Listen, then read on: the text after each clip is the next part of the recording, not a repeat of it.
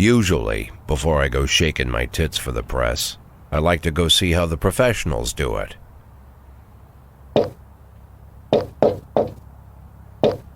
Some might say the chief of police has no business in an institution like this, but in fact it's the quietest and safest place in town.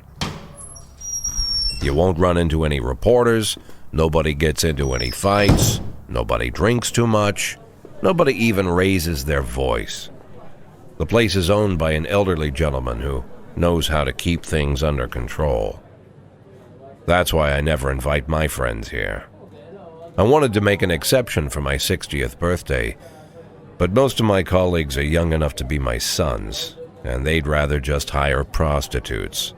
Why stare at some boobs when you can take the whole package for yourself? But there's none of that in our club. Even looking too long is considered indecent. You can get an occasional glimpse, like by accident. The rest of the time you just pretend that you're immersed in conversation, or just come by for a drink. Doesn't mean these gentlemen wouldn't want their bald heads smothered in tits. It's just that nobody says it out loud.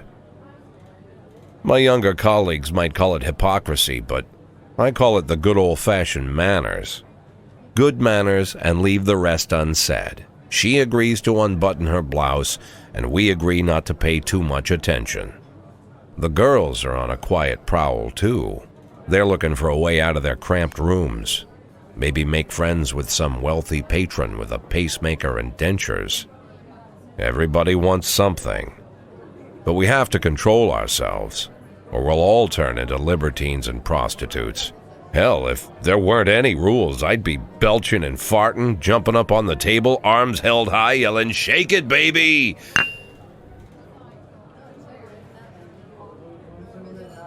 No idea how I got so barbaric.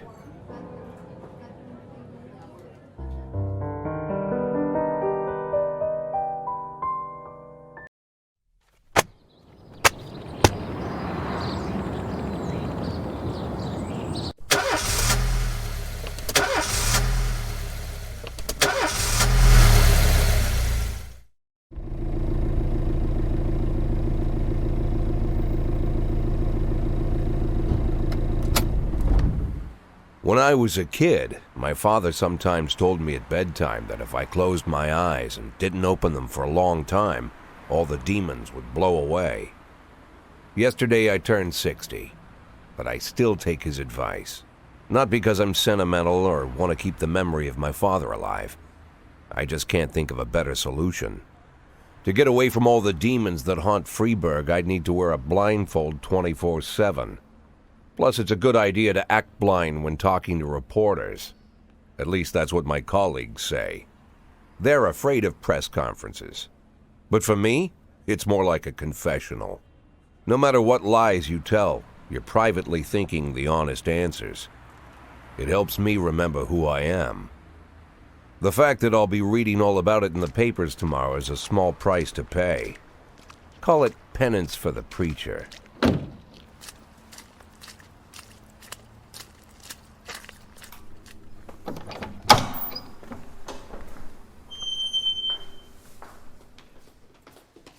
This is the first time I'm afraid of those answers my mind has given me. Not because I'm mad I'm losing my job. Though it's true, I'm mad as hell. Not because I subconsciously blame everyone else. Though I damn sure do blame them. And don't even ask me what my next move is. I can't imagine. But even that doesn't scare me. The worst thing is, I know I'm gonna have to do something. And I'll be damned if I know how far I'll go. I may have a lot of vices, but predictability isn't one of them.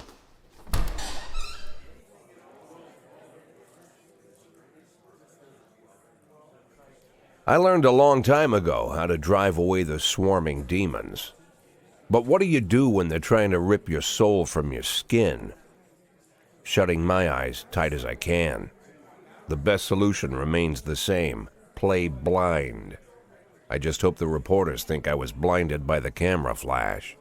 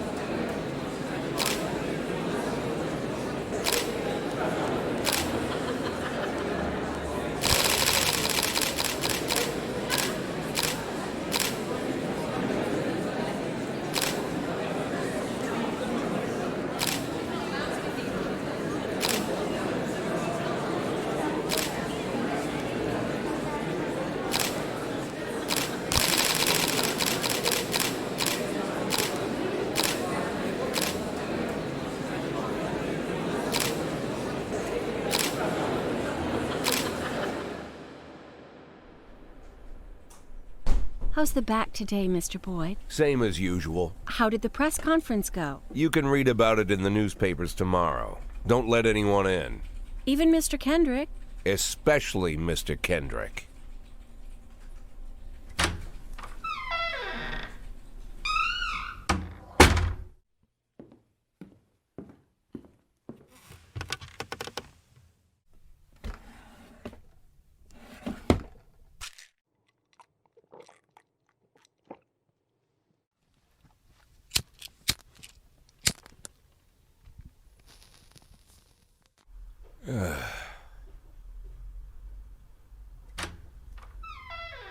As soon as I heard the door creak, I knew what face I'd see.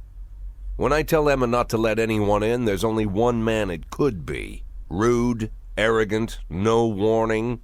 That's Mayor Rogers in a nutshell. White summer shoes, white socks, white shorts, white polo shirt, and the white smile of a hungry shark. Mayor Rogers enters every room like he owns the place. Even the floorboards under his feet sound like they're creaking an apology. He never shied away from the odd corruption scheme. It's like the devil walks behind him. In the movies, the villains controlling the city play golf with the judges. Rogers plays tennis with them instead. That's about the only difference. Jack, I was hoping to catch you after the press conference. You ran away so quick. There's no smoking at City Hall. No reason for me to hang around. Well, this morning I signed a ban on smoking in all public buildings. Soon you won't be able to smoke here either. Soon enough I won't be here at all. That's what I wanted to talk to you about. The people of this city like you, Jack. The police chief of all people. Don't betray that, Jack. Don't get wrapped up in any schemes. Sit nice and quiet for the next 180 days, and you'll be remembered as a hero. That's the only thing that you still have left. Be the hero. Then how am I supposed to scrape together a retirement fund? You had a million chances to secure a luxury pension, one that even I would have envied, although I've never set aside any money for myself. I'm not planning to retire anytime soon.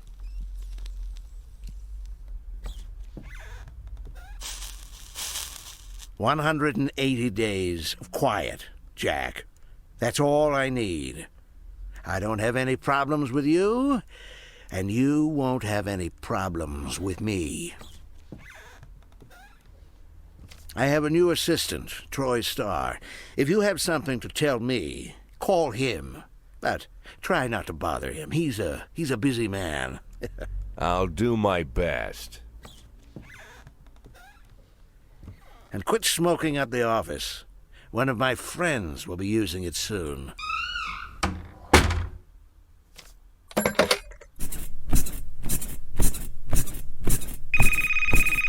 Oh, I'm sorry, babe. Only the mayor has this number. Mr. Mayor? Yeah, is this Troy Starr? Yes? Go fuck yourself, Troy Starr.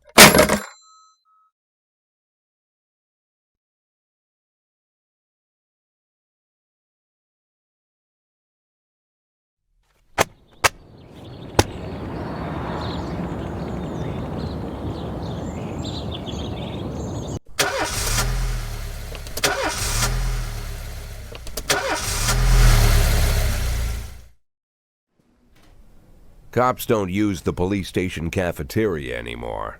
There's some kind of stigma against sitting shoulder to shoulder with your partners. Everybody just takes snacks from the machines or grabs a meal and hammers it down in the corner like a vulture on a corpse. The main thing?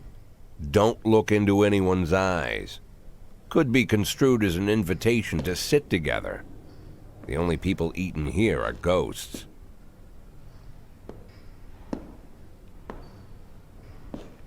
My deputy, Francis Kendrick, he recently became one of those ghosts, the subject of one of the most devastating corruption scandals in the history of Freeburg. No evidence to support the accusations, but everyone knows Kendrick's days are numbered. I need that file I asked for. Needs to be ready tonight. Francis didn't say anything, but I understood.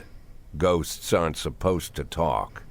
Besides, I got a feeling he was already finished.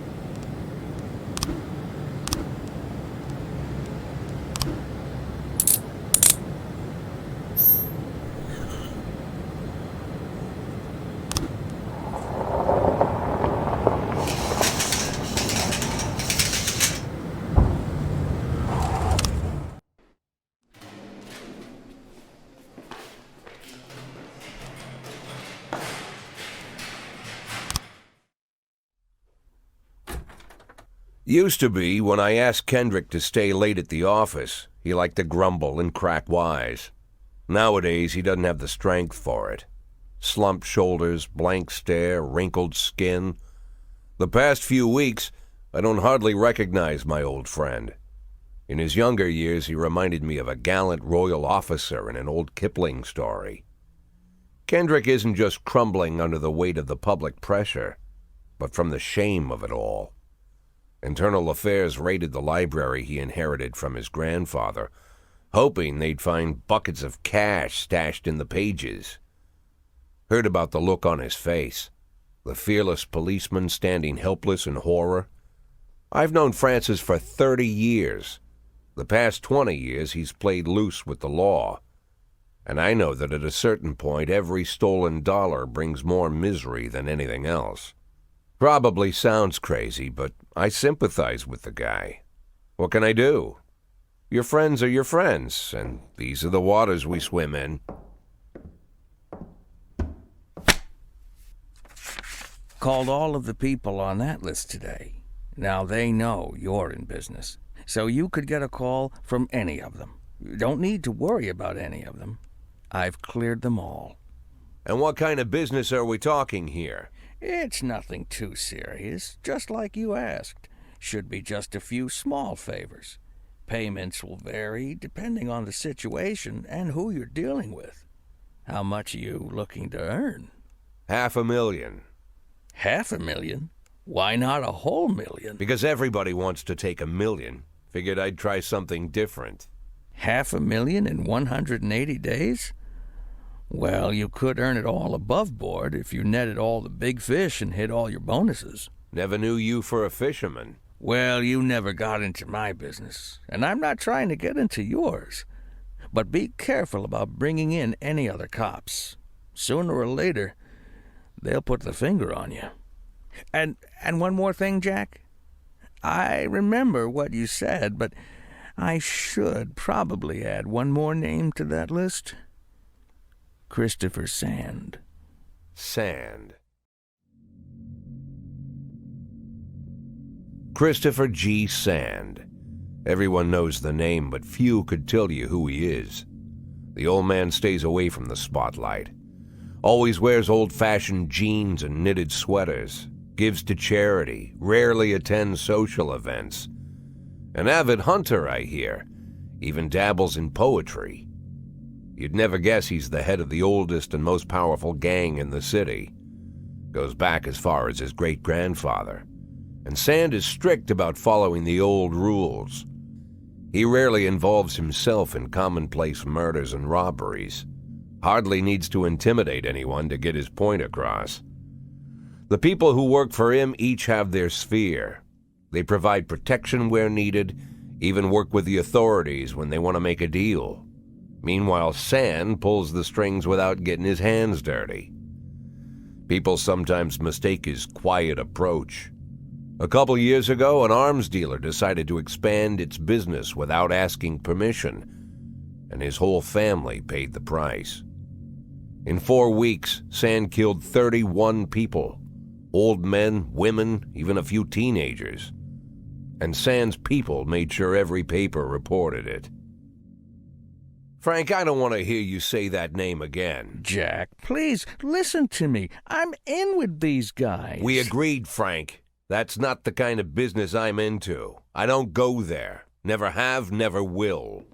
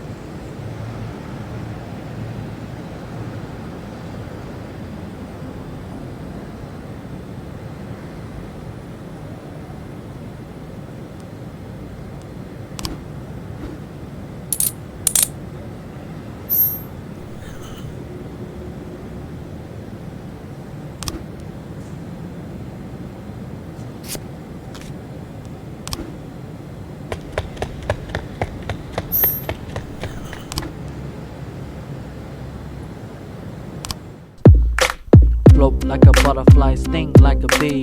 Number one champion, so you can't touch me. Can't touch Float us. like a butterfly, sting like a bee. Raw greatest champion, so don't with me. Float like a butterfly, sting like a bee.